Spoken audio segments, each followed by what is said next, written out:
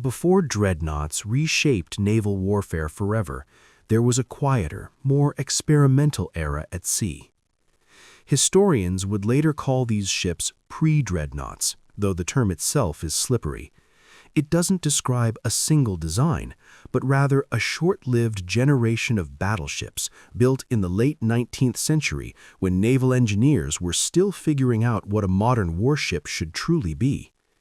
It was a time of rapid innovation and rapid obsolescence. As with so much naval technology of the era, Britain led the way. The Royal Navy set the standard that others would follow, and one ship in particular became the benchmark for what a pre-dreadnought battleship could be: HMS Majestic. She featured a steel hull instead of iron, rotating gun turrets instead of fixed batteries, cordite-propelled guns that fired faster and farther, and even torpedo tubes, a clear sign that naval combat was entering a new, more complex age. But despite these advances, pre-dreadnoughts carried a fundamental limitation: their engines. Most relied on triple expansion steam engines, reliable but slow. These engines capped speed and restricted how much weight designers could dedicate to truly massive guns. As a result, firepower was impressive, but not yet overwhelming. Powerful, yes, but restrained by the technology of the time. This balance of innovation and limitation defined the era, and it was within this narrow window, after sail, before dreadnought, that Mikasa was conceived.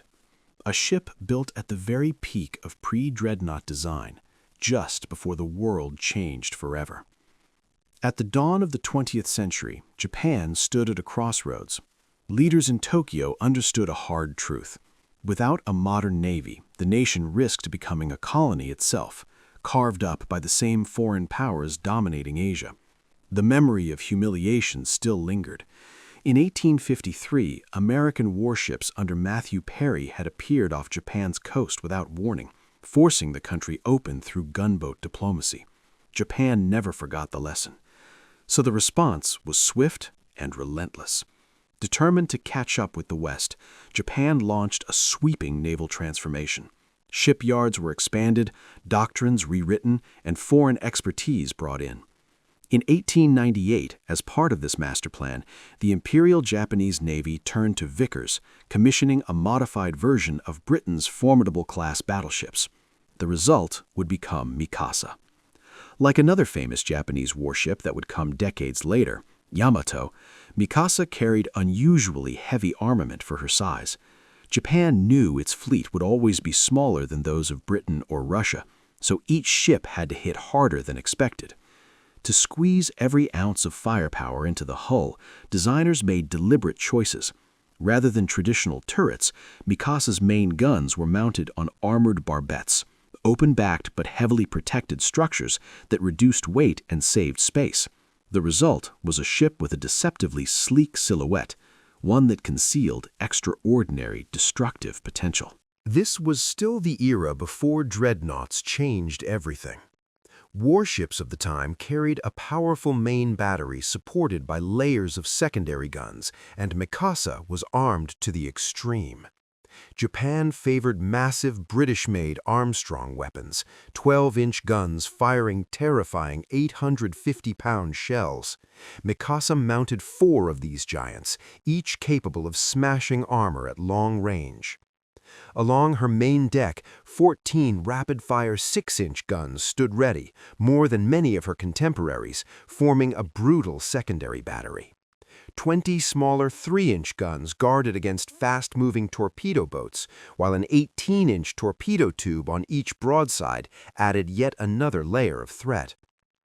By the time she entered service, Mikasa was bristling with weapons, compact, balanced, and lethal.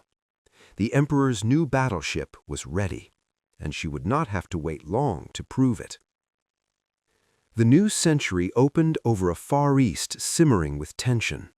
China was weakening, the Qing dynasty was collapsing under internal unrest, and foreign powers moved quickly to claim influence. Britain tightened its grip on treaty ports across southern and eastern China.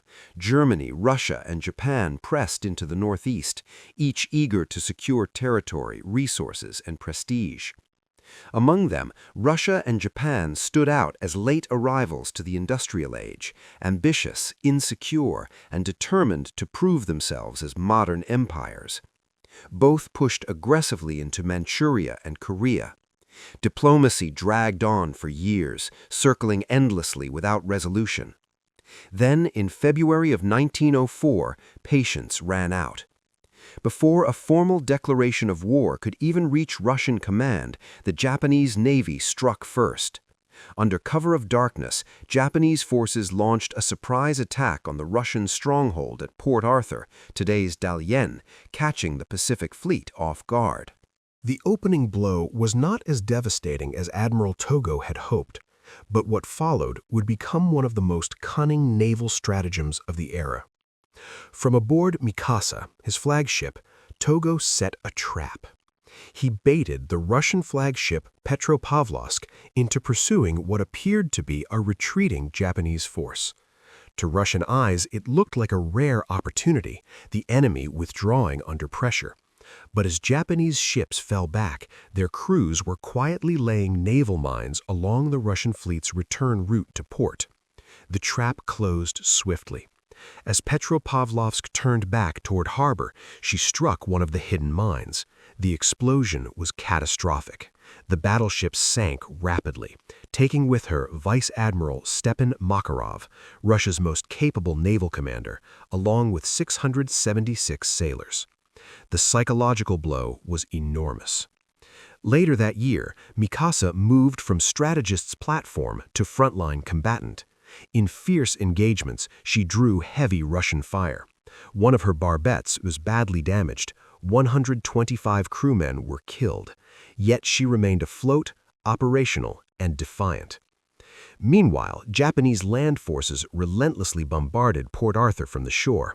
Trapped, battered, and cut off, the Russian Pacific Fleet was systematically destroyed.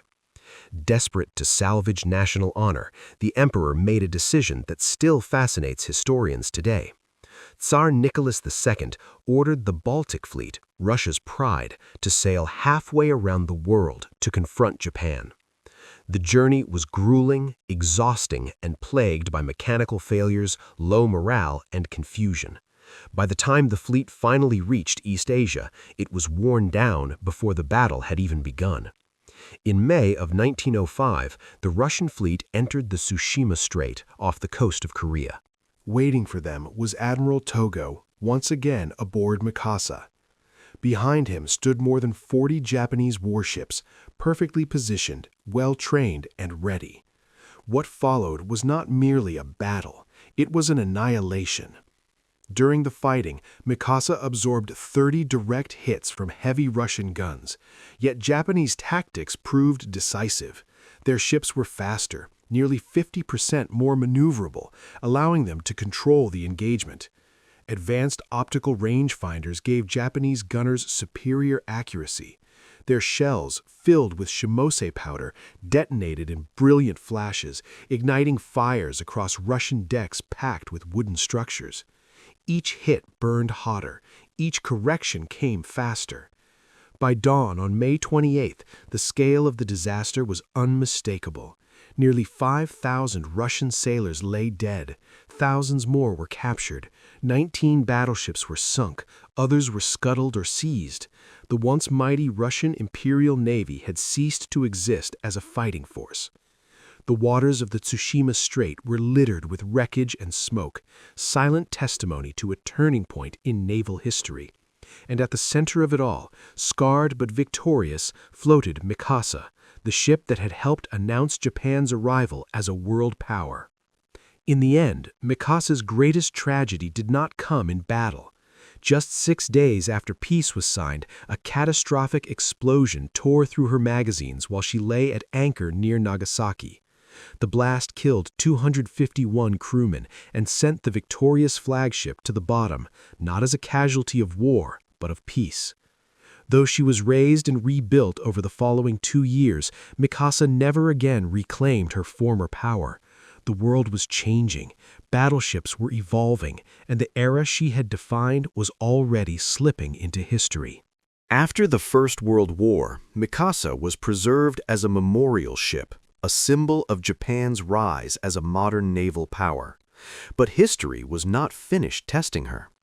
During the bombings of the Second World War, she suffered heavy damage once again, and for nearly a decade she was left to rust and decay, nearly forgotten. It wasn't until 1955 that Mikasa found redemption.